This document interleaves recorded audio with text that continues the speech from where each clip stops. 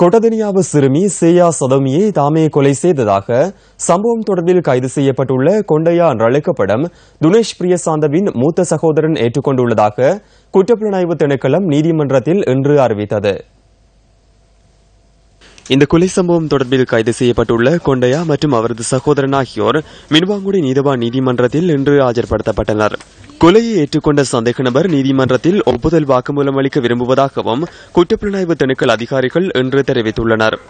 இதற்கமைய இன்றைய தினமே ஒப்புதல் வாக்குமூலத்தை பதிவு செய்வதற்காக குற்றப்புலனாய்வு திணைக்கள அதிகாரிகளிடம் சந்தேக நபரை நீதவான் ஒப்படைத்துள்ளார். அத்துடன் கொலை சம்பவம் தொடர்பில் கைது செய்யப்பட்டுள்ள 2 சந்தேக நபர்களையும் எதிர்வரும் 19ஆம் தேதி வரை தொடர்ந்தும் விளக்கமறியலில் வைக்குமாறும் மின்வாங்குடி நீதவான் உத்தரவிட்டுள்ளார்.